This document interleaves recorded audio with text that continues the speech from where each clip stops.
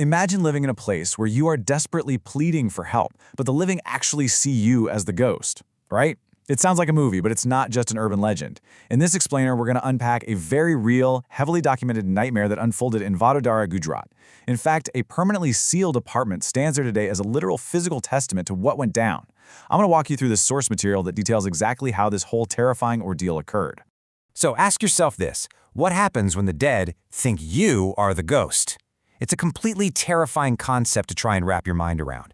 As we go through this explainer, we're going to look at how a seemingly innocent, highly anticipated romantic reunion led to a room that remains locked, abandoned, and feared to this very day. Because, as you'll see, just one careless mistake by a couple and their friends changed their reality entirely. Okay, let's dive into the timeline of this terrifying night. We're going to trace the event step by step so we can understand how things escalated so incredibly fast. We'll go from a joyful 8 p.m. surprise party to a catastrophic mistake at 1:30 a.m. and finally, just absolute sheer terror at 3 a.m. Now, to really understand the terror here, we first have to understand the couple at the center of it. Meet Jay and Meghna. They'd been dating since 2018. Jay had reluctantly moved back to India from a really great job in London because of the global lockdown, which, was a massive frustration a lot of people experienced during that time. But Meghna, she was absolutely thrilled. They'd been struggling with the whole long-distance thing, and she normally had to travel all the way from Ahmedabad and stay in hotels just to see him. So to finally bridge that gap, she excitedly rented a surprise apartment in Vadoodara so they could live together and she could be closer to his family. Honestly, it was a beautiful, wholesome gesture meant to really heal their relationship. Well, things pivot from romantic to unnerving pretty much instantly. Meghna brings Jay to the new apartment, and surprise, all his friends are waiting inside to welcome him home. They're celebrating, having a great time, but then a friend named Rahul finds perhaps the worst possible housewarming gift ever hidden in a cupboard, a Ouija board. Meghna is immediately uncomfortable. She leans over to Jay and clarifies, "Hey, the surprise was this apartment, but I definitely didn't buy that board." She just naturally assumed the previous tenants or the property owners had left it behind. So the friends are pretty heavily intoxicated, and despite Meghna's obvious unease, they decide to play. And they didn't just play the game, they actively broke literally every single unwritten rule of the supernatural. They were incredibly drunk, they carelessly spilled alcohol all over the board, and worst of all, they openly and loudly mocked whatever spirits might be listening in the room. After about 10 to 15 minutes of absolutely nothing happening, they got bored, lost interest, and just went back to partying. That brings us exactly to 1:30 a.m. The party finally winds down, the friends head out for the night, and Jay and Meghna are completely alone in their new apartment. They head to bed, hoping to finally reconnect and share some intimacy after 2 long years apart. But man, the peace in that apartment does not last. As they lie in bed, Meghna suddenly feels something visceral and horrifying. First, it's the distinct sensation of sharp nails scratching directly at her feet. Then, out of nowhere, a sudden, violent physical pull on her leg. She is completely startled and immediately asks Jay to look, pointing out that something is touching her. But Jay, tired from his travels and all the alcohol, blindly dismisses it. He tells her she's just imagining things and suggests they just go to sleep so she'll feel better in the morning. So the absolutely crucial point is right here, 3 a.m., the literal witching hour. Meghna wakes up in the pitch black of the bedroom. She reaches out to the space next to her, but the bed is completely empty. Jay is gone. She cautiously gets up to look for him and hears these low voices coming from the living room. She peeks out and sees Jay sitting squarely on the floor, staring at the sofa, having what looks like a totally casual conversation. But he is not alone. Sitting on the sofa is an entity. It's a woman with wild, unkempt hair, incredibly long nails, piercing red eyes, and, terrifyingly, feet that are facing completely backwards. Meghna just lets out a blood-curdling scream at the sight and bolts back toward the safety of the bedroom. Jay snaps out of his weird state and chases right after her. Meghna is hyperventilating, screaming, "Who is that woman?" And Jay just looks at her with total blank confusion.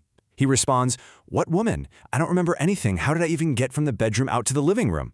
The disconnect here is absolutely chilling. Meghna is looking at pure terror, while Jay is completely and utterly oblivious to the supernatural threat literally sitting in their home. Spooked by her reaction and highly confused, Jay decides they need to leave the apartment immediately. He heads for the main door, and Meghna, terrified to be left alone with whatever is out there, pleads to go with him. They make it out to the front hallway. The entire house is completely dark, and right there, Meghna feels it again. A physical, ice-cold hand latches onto her leg. Just imagine the sheer panic.